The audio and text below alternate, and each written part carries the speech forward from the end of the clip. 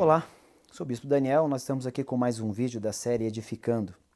Queria compartilhar um texto com vocês, um verso, na verdade, que está em Lucas, no capítulo 8, verso 16, que diz assim: E ninguém, acendendo uma candeia, a cobre com algum vaso, ou a põe debaixo de uma cama, mas põe num velador, para os que entram vejam a luz. Interessante esse texto que fala da lâmpada, da candeia.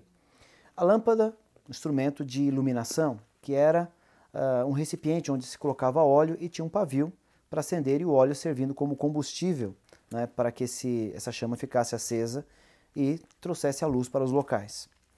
E para dar uma associação com esse texto, eu queria ler também Mateus capítulo 5, no verso 14 em diante, onde Jesus ele diz para mim e para você: Vós sois a luz do mundo.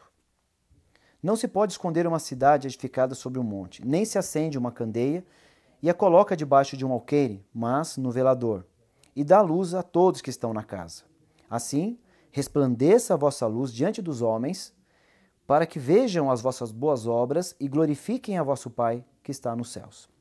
Aqui Jesus ele complementa esse primeiro pensamento, né, que ele fala a respeito da lâmpada, de não esconder uma lâmpada, de não colocar a lâmpada debaixo de uma cama ou dentro de um armário, né, mas colocar essa lâmpada num velador, colocar num lugar alto, onde, através desse local, a luz possa atingir todos os locais da casa e todos que estão nessa casa possam enxergar essa luz e ter o proveito da luz. Essa lâmpada fala da minha vida e da sua vida. Jesus ele fala em Mateus, como a gente leu, que nós somos a luz do mundo. Ele era a luz do mundo, como o Evangelho de João capítulo 1 fala, mas essa luz, ela foi transferida ou foi trazida a mim e a você. Nós temos essa luz. Nós devemos emanar essa luz. E quando ele nos compara com a lâmpada, nós temos que observar as características que a lâmpada tem, que a candeia tem, para que a gente possa cumprir com esse propósito, com a vontade de Deus nessa questão. Primeiro ponto, a lâmpada precisa ser acesa, ou a lâmpada precisa ser ligada. E essa chama inicial que acende a candeia, que acende a lâmpada, fala de um toque do Espírito Santo. Muitas pessoas hoje têm buscado esse toque do Espírito Santo e vão em cultos e querem receber oração, querem receber imposição de mãos, transferência de poder. E ao receberem esse toque de Deus, não apenas dessa maneira, mas também através da ativação da palavra, ouvindo a palavra de Deus, tudo isso vem com um propósito. Deus ele derrama sobre a nossa vida a sua palavra, derrama os dons, o poder do Espírito Santo sobre nós para que cumpra com uma função. Não apenas para o próprio deleite. Muitas pessoas têm buscado a Deus dessa maneira, apenas para os seus deleites. Elas vão a um culto, por exemplo, e querem serem tocadas pelo Espírito Santo, querem ser, de alguma forma, ter uma experiência com Deus, apenas para que elas tenham um momento com Deus. Mas esse momento ele tem que apontar para algo muito maior. Esse momento tem que nos direcionar para o cumprimento da vontade de Deus. Então, não adianta apenas receber uma chama, não adianta apenas você riscar um fósforo e acender um pavio, sendo que esse pavio vai queimar por pouco tempo. Esse pavio tem um propósito de iluminar, de manter essa chama acesa. Mas uma outra característica da candeia justamente é o óleo. O óleo que simboliza a presença do Espírito Santo, a unção do Espírito Santo, aquilo que nos enche, aquilo que nos preenche. A Bíblia fala para nós nos enchermos do Espírito. Né? E quando nós começamos a viver uma vida cheios do Espírito, recebendo um toque de Deus, isso vai proporcionar que nós possamos ter energia, combustível para continuar com essa jornada. Fala da perseverança que é necessária para todo o ministério.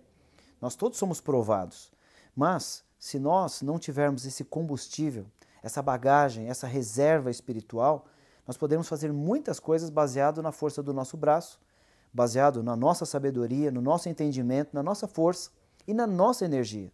Mas, quando o Espírito Santo ele nos preenche, quando o Espírito Santo ele nos enche, esse combustível vai nos levar a fazer coisas muito além da nossa capacidade natural, muito além da força do nosso braço, muito além de tudo aquilo que nós sabemos, do que nós pensamos, da nossa sabedoria humana, natural. A unção do Espírito Santo vai nos levar a falar de uma maneira diferente, com uma autoridade diferente, a fazer coisas que são sobrenaturais, que vão tocar as pessoas dessa geração.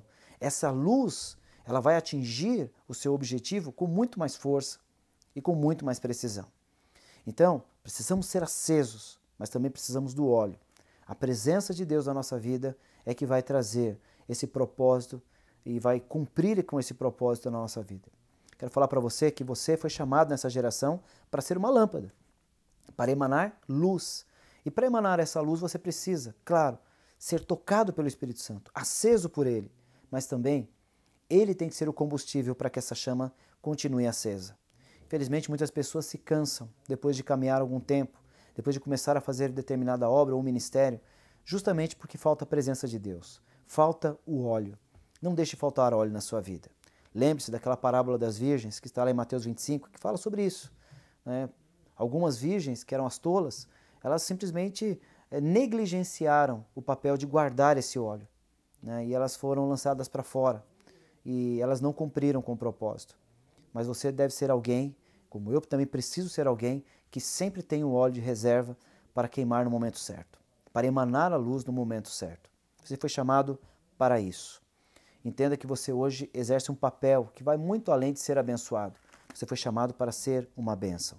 E para terminar, eu queria ler um outro texto que o apóstolo Paulo escreve para Timóteo, mas que eu entendo que é o Espírito Santo escrevendo para mim e para você, lá em 1 Timóteo capítulo 4, no verso 14 em diante, que diz assim: Não desprezes o dom de Deus que há em ti, o qual te foi dado por profecia, com imposição das mãos do presbitério. Medita nessas coisas, ocupa-te nelas, para que o teu aproveitamento seja manifesto a todos. Tem cuidado de ti mesmo e da doutrina. Persevera nessas coisas, porque fazendo isso, salvarás tanto a ti mesmo como aqueles que te ouvem. Quero falar para você que essa palavra é para nós. Quando nós observamos o dom de Deus em nós, o óleo do Espírito, a chama do Espírito, a vida de Deus, a salvação, a sabedoria, a graça que nos atinge e que tão ricamente nos abençoa, você tem um papel diante desse tempo, você tem um papel diante dessa geração. É de mostrar essa luz, mostrar essa bênção, mostrar essa vida. E como você vai fazer isso? Não estando escondido. Jesus ele fala a respeito da lâmpada que não pode ficar debaixo de uma cama ou guardada no armário ou dentro de um baú. Infelizmente, muitas pessoas têm buscado a Deus por motivos egoístas. Elas querem, num primeiro momento, salvação, cura. E tudo isso Deus dá, porque Deus é bom e nós devemos e precisamos de tudo isso. Porém, nós também temos um papel diante de Deus e diante desse mundo, de propagar a luz de Deus. Nós somos abençoados para abençoar. Nós somos conquistados para conquistar. Nós somos fruto dessa lavoura, mas devemos gerar para Deus, continuar gerando para Deus. Dessa maneira, você nesse tempo tem um papel, como eu também tenho um papel, de emanar a luz, de pregar a verdade, de mostrar os princípios e padrões do reino de Deus. Você foi chamado para isso. Ocupa-te dessas coisas na tua vida. Coloca isso como uma das prioridades da sua vida, porque certamente você vai, além de ser salvo, vai salvar muitas outras pessoas e de quebra, vai cumprir com o propósito de Deus e certamente a recompensa de Deus virá para a tua vida. Medita nisso, guarda isso no teu coração e exerce o seu ministério. Seja luz, porque o Senhor falou isso para mim e para você. Vós sois luz do mundo. Não fique escondido nem guardado. Coloque-se acima. Ilumine a todos que você puder. Toque a vida do máximo de pessoas que você puder. É essa a vontade de Deus para a nossa vida, para esse tempo e para essa geração. Que Deus te abençoe. Seja você, então, uma bênção. Amém? A gente se vê depois.